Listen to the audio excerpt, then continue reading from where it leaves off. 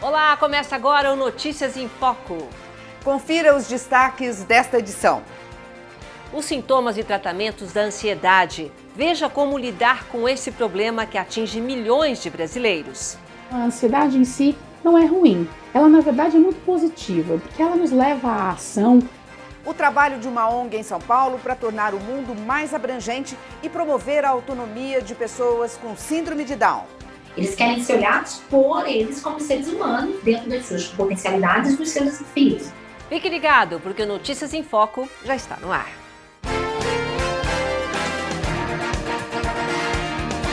O Brasil sofre uma epidemia de ansiedade. Os dados da Organização Mundial da Saúde, a OMS, apontam que os brasileiros têm a maior taxa de pessoas com transtornos de ansiedade em todo o planeta.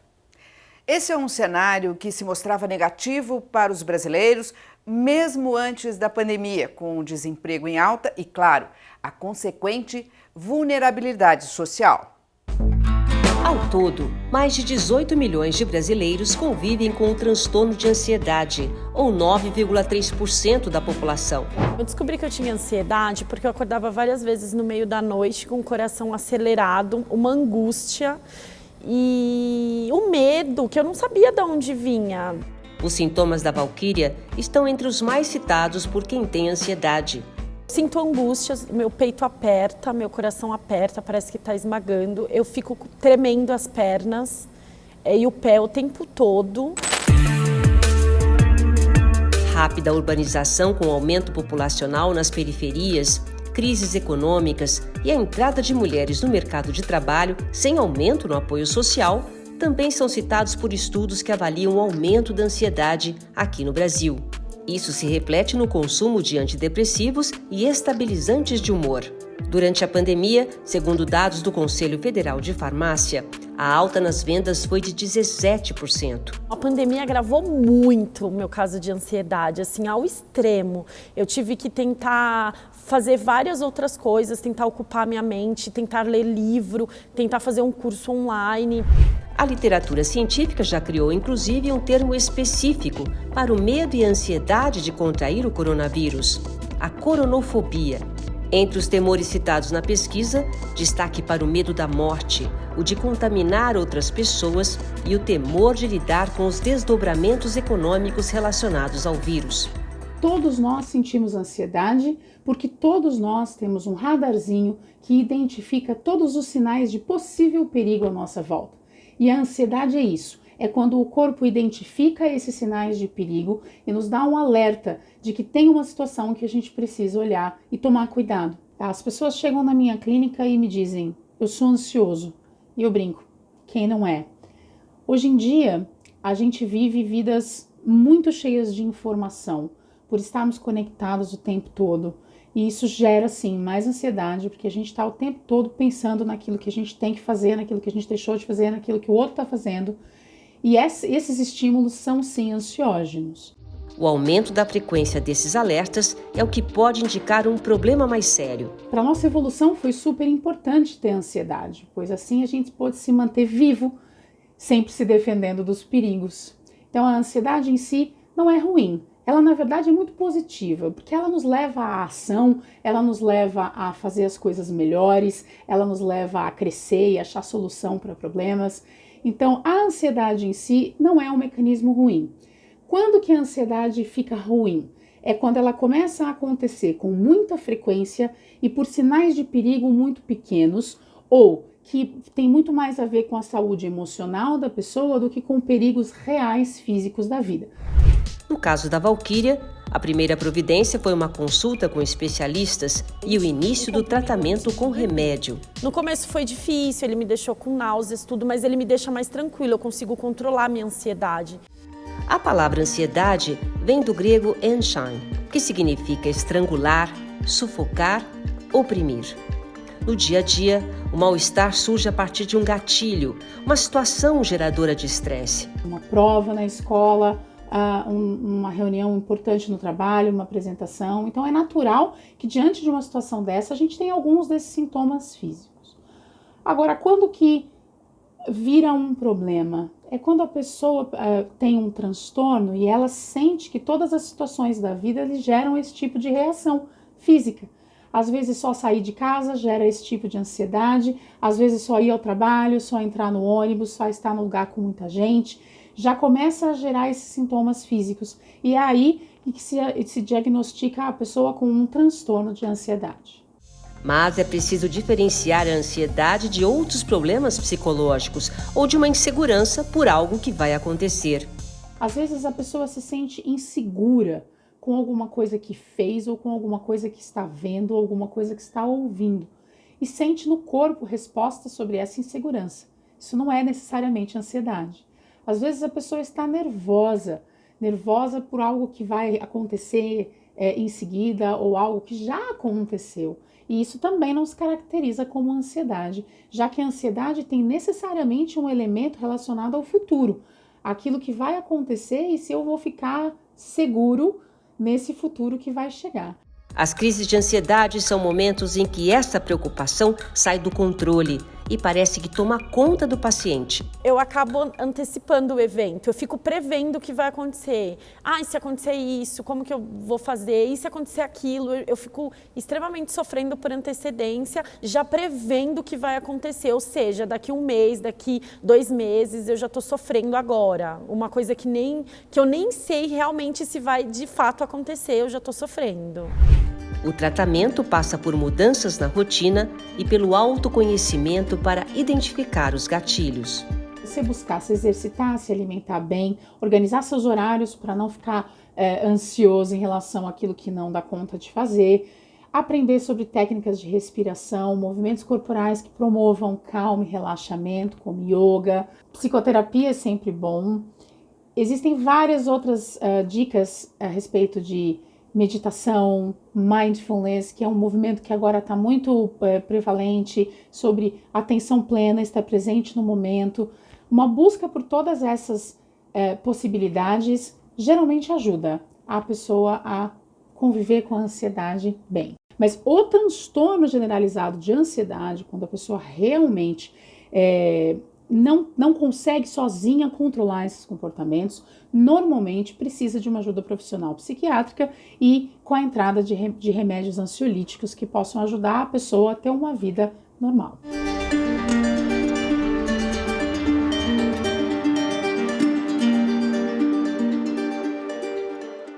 A ansiedade provoca as mais variadas reações, inclusive atrapalha e muito na hora de dormir. E uma pesquisa revela que recuperar aquela noite de sono perdido é muito mais difícil do que os cientistas imaginavam. O estudo de uma universidade americana acompanhou 13 pessoas na casa dos 20 anos. Eles dormiram 30% menos do que o necessário por 10 noites, mas não recuperaram totalmente o processamento cognitivo, mesmo depois de 7 noites seguidas de sono. Pode parecer uma amostra pequena, mas o resultado é similar ao de outras pesquisas. Ou seja, dormir bem é tudo nessa vida, né, Silvia? Se é, né, Malu? E para garantir uma noite de sono, é importante manter uma rotina saudável e separar pelo menos 8 horas de sono para ir desligando os aparelhos e diminuindo a luminosidade. Por aí vai, né? E agora vamos falar de literatura, uma visão sobre a maior diáspora árabe do mundo, os imigrantes de origem sírio-libanesa que vivem no Brasil. Essa é a narrativa que o jornalista Diogo Bersito traz no livro Brimos, Imigração Sírio-Libanesa no Brasil e seu caminho até a política.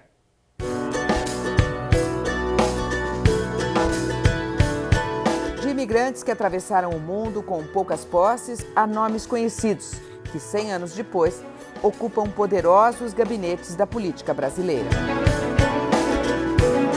A imigração sírio-libanesa começou no século XIX e trouxe mais de 10 milhões de árabes ao Brasil. Tenho muito interesse por essa região, estudei árabe, estudei história e sempre fiquei com essa pulga na cabeça, né? Por que a gente tem tantos políticos de origem libanesa, de origem síria, né? Eu pensava no Haddad, no Maluf, no Boulos, no Temer. Claro, são muitos migrantes, mas não o suficiente para explicar, né, essa representatividade. Então, mestre em estudos árabes pelas universidades autônomas de Madrid, na Espanha, e Georgetown, nos Estados Unidos, o jornalista Diogo Bercito cultiva relações com famílias libanesas envolvidas na política brasileira. Na pesquisa para o livro, ele visitou as cidades de origem de alguns sobrenomes conhecidos em Brasília. Eles olham para essas pessoas com muito orgulho. Eu fui no vilarejo que chama Hadath, que fica ali num vale entre o Líbano e a Síria. E é um vilarejo pobre, né? Muito pequeno, muito abandonado. Então, se você fala para eles que um descendente do vilarejo, que no caso é o Paulo Maluf, que ele foi prefeito, foi governador, concorreu a presidente, eles ficam muito orgulhosos, né? Eles ficam muito felizes porque é uma pessoa da comunidade deles, né? Às vezes da mesma família, uma pessoa que eles conheciam antes. Esse primo do Maluf, com quem eu conversei, por exemplo, é parente distante do Salim Farah Maluf, que era o pai do Maluf. Então fica uma coisa assim de um de nós, né? Um primo nosso chegou tão longe, né? E a mesma coisa no vilarejo da família do Temer, né? Do Michel Temer. Eles vêm de uma cidadezinha que chama Bitaabura, e a rua principal no vilarejo chama Rua Michel Temer, presidente do Brasil. As pessoas também, quando ele foi 2 vezes no vilarejo, e teve festa, né? Receberam eles, tem fotos dele passando por lá. Então é um pouco festivo. A expressão que deu nome ao livro veio de uma questão fonética entre os imigrantes, que se tornou uma marca registrada na comunidade sírio-libanesa. Brimos é uma maneira carinhosa, né, que muita gente na comunidade síria, na comunidade libanesa, eles usam para se referir uns aos outros, né? Porque quando eles chegaram lá no fim do século XIX, no começo do século XX, alguns deles tinham dificuldade para falar a letra P, né? Porque o som do P não existe no árabe. Então eles se chamavam de brimos, né, em vez de se chamar de primos. E foi ficando, virou uma coisa carinhosa, né, que as pessoas usam na comunidade. É uma coisa meio de reconhecer uns aos outros, né, que você também faz parte da comunidade. A viagem até o Brasil era uma forma de deixar para trás a pobreza no Oriente Médio em busca de prosperidade no continente americano. A gente tem que pensar o quão difícil era para alguém deixar a sua vila, né, suas plantações ali no Líbano, na Síria. É uma ruptura muito grande, né? Então muita gente passava fome, muita gente passava por situação de pobreza extrema. E daí o grande sonho era os Estados Unidos, né? A América, né? Eles tinham a ideia de que eles, se fossem para os Estados Unidos, poderiam enriquecer, voltar ricos e ajudar a família deles. Mas um pouco no que eles chamavam de América, acabava entrando o continente inteiro, né? O Brasil também fazia parte dessa América que eles imaginavam, né? Do América, que eles falam em árabe, né?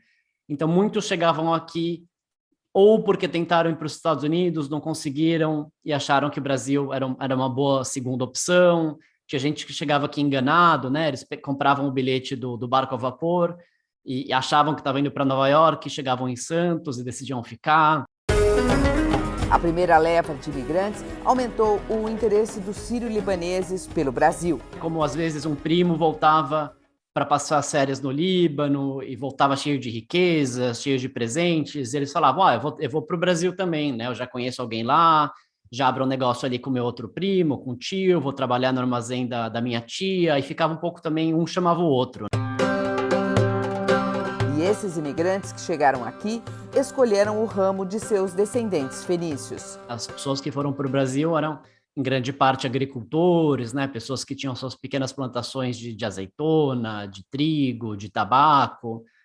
Mas, chegando ao Brasil, eles decidem que eles não querem trabalhar mais com isso, né? Porque eles veem, por exemplo, os italianos, os japoneses, como eles sofriam na terra, né? Como era um trabalho duro, se endividavam muitas vezes.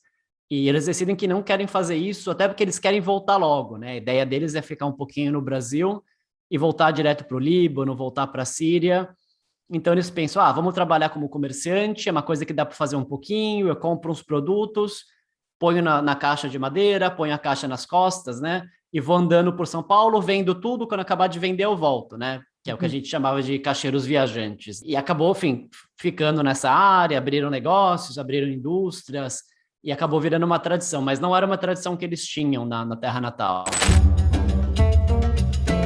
Mais de um século depois, algumas dessas famílias dominam as manchetes políticas e são responsáveis por instituições importantes aqui no Brasil. Então tem assim, desde Paulo Maluf, né, Temer, Kassab, Boulos, Jandira Fegali, Fernando Haddad, realmente para mostrar que os árabes chegaram em todos os cantos, né, da política, né, em diferentes partidos, com diferentes ideias.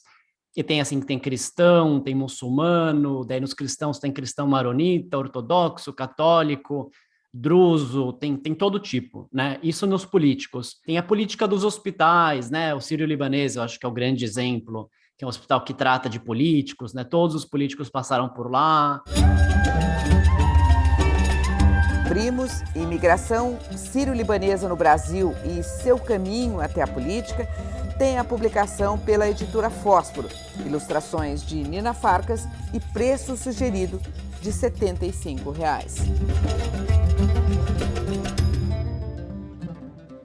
Dos livros para os negócios. Com um faturamento de 40 bilhões de reais em 2020, o Brasil é o terceiro maior mercado pet do mundo. Um setor que vem crescendo a cada ano e sem perder o fôlego mesmo durante a pandemia. E isso fortalece uma tendência que já vinha em alta, a dos estabelecimentos pet-friendly, locais onde os animais de estimação têm espaço garantido. A Pluminha tem 3 anos de idade e é o xodó da Jennifer. Ela já faz parte da família, que faz questão de levar a Shih Tzu em todos os passeios. Ela é a nossa filha.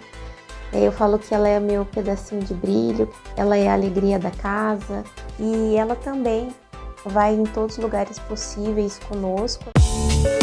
Para atender famílias como a da Pluminha, um novo conceito vem ganhando espaço no mercado.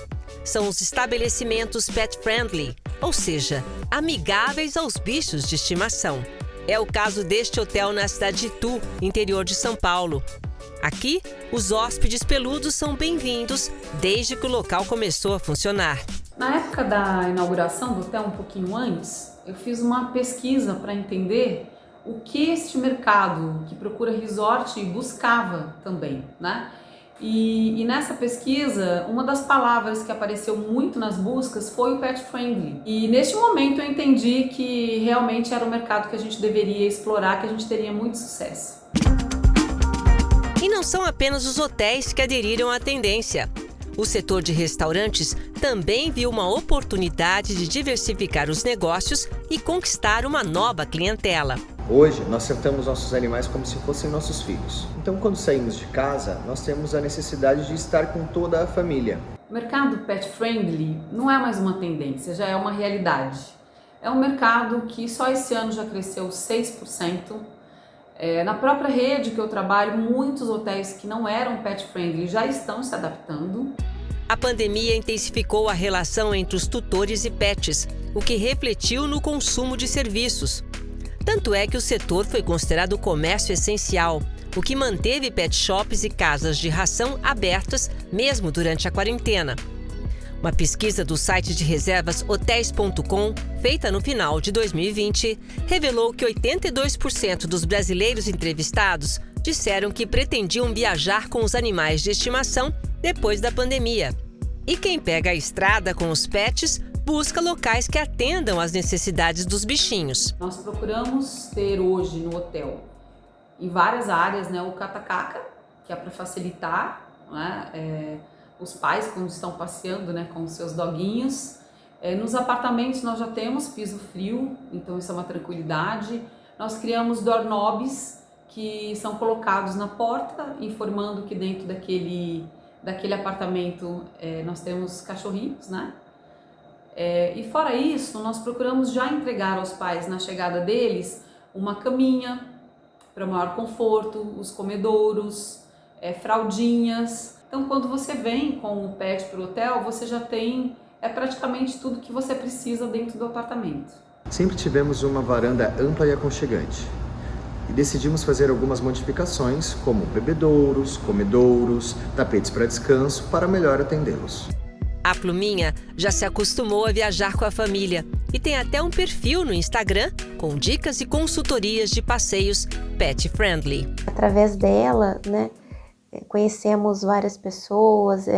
Eu acredito que os pets, né? Quem tem um pet é mais feliz e eles têm o poder de transformar vidas. Eles nos fazem conectar com as pessoas. Para você que nunca viajou com seu pet, nunca viveu essa experiência, então eu recomendo a vocês viverem essa experiência. Você colocar o pé na estrada, ser feliz, aproveitar os momentos juntos e com toda a segurança.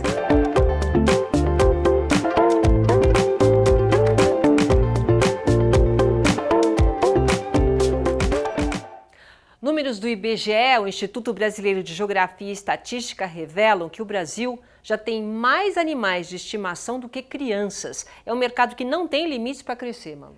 E é também um mercado lucrativo, né, Silvia? Tanto que o Rio de Janeiro lançou, no final de 2020, o selo Pet Friendly para certificar os locais onde os animais domésticos são muito bem-vindos. A ideia do governo é criar um circuito pet para incentivar os comerciantes a criarem serviços voltados para os animais de estimação.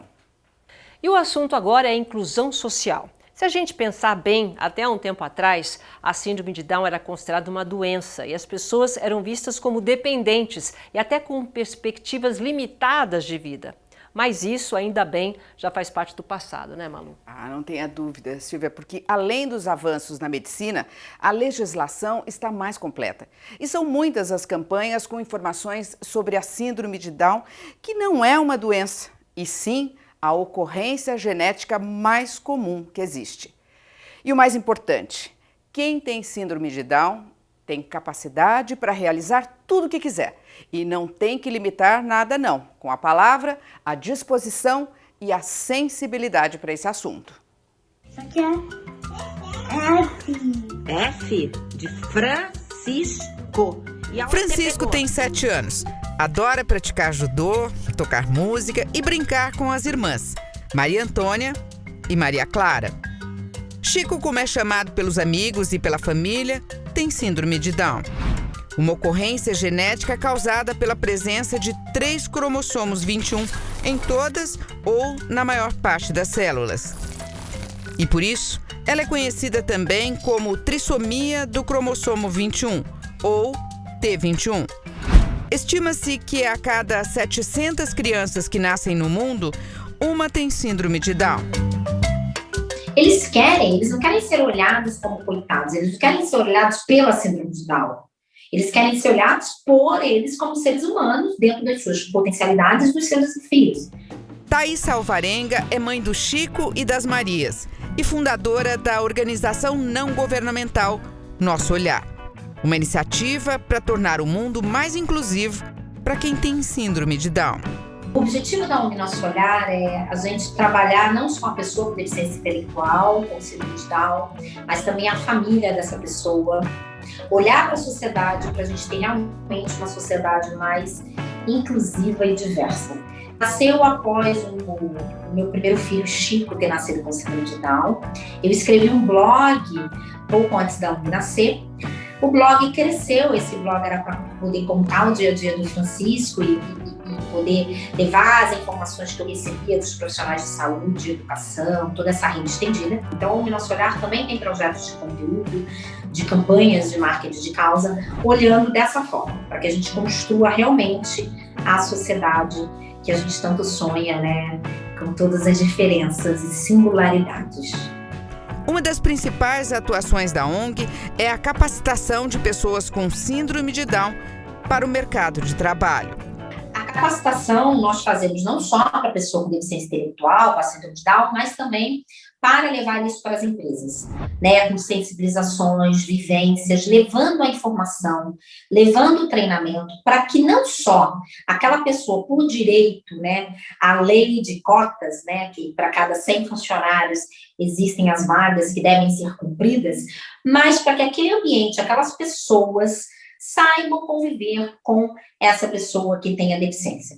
Então, são treinamentos, capacitações que vão desde, dos diretores até os gerentes, a todo o público interno, sensibilizações, levar informações e uma série de vivências para que esse ambiente esteja preparado para conviver com essas pessoas.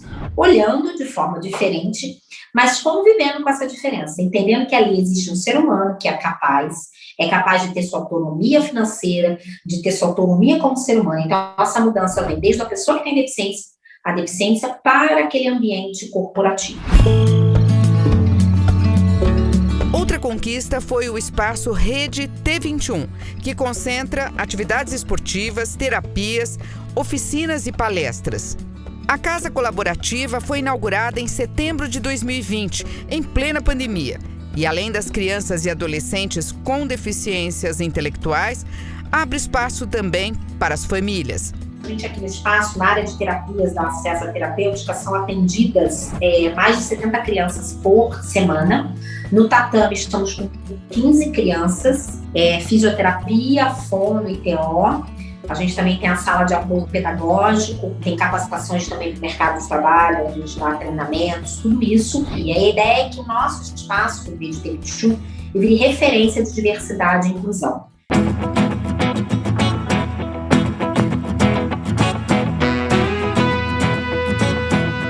E o sonho de Thaísa de levar informações e trabalhar o tema deficiências com o público infantil ganhou um reforço muito especial.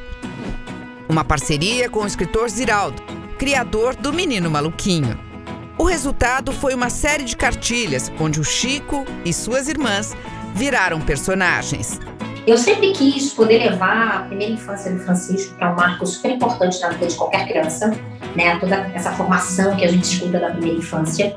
E eu levei essa troca para a minha assessoria de comunicação, que atende o Ziraldo Arte Produções, e trouxeram a ideia do Chico e das Marias serem amigos do Menino Maluquinho, para a gente poder levar o tema diversidade e inclusão de forma lúdica.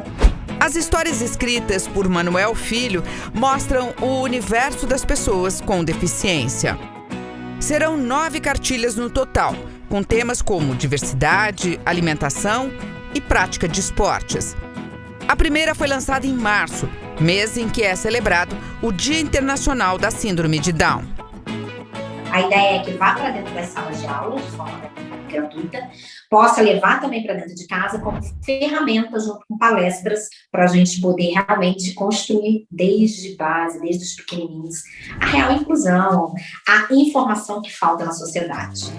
Junto com o menino que tinha o olho maior do que a barriga, fogo no rabo e vento nos pés, Chico e suas irmãs mostram que ser diferente é o que nos torna únicos.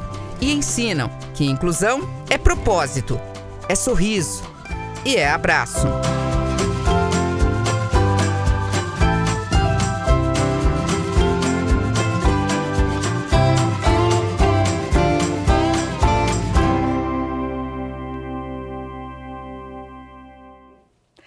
O trabalho da Thaís é incrível, né? E só uma curiosidade, o Menino Maluquinho, que é um dos personagens mais famosos do Ziraldo, foi lançado há mais de 40 anos. E se você ficou interessado nas cartilhas do Menino Maluquinho, junto com o Chico e as Marias, pode conferir a versão em PDF no site da ONG Nosso Olhar, no endereço nossoolhar.org. E o Notícias em Foco fica por aqui. Lembrando que você pode também acompanhar os nossos conteúdos nas redes sociais, no Instagram, no Twitter, no Facebook e no YouTube. E nós encerramos essa edição com o single Som das Ruas, do percussionista, cantor e compositor baiano Mamá Soares. O clipe, no ritmo do Afrobeat, foi gravado na cidade de São Paulo.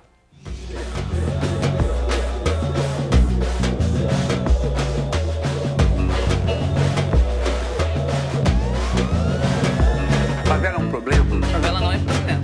Favela é cidade, favela é solução. Eu sou da favela e acho que não tem essa perspectiva de valorização de espaço na cidade onde a gente não pode ter favela. Eu não como reggae, eu não como pilha. E o preconceito bolando a armadilha. Tanto liberdade, tô firme na trilha. Cores e valores, pegue logo essa cartilha. Somos esperança, uma luz que brilha. A renovação enquanto esse mundo gira.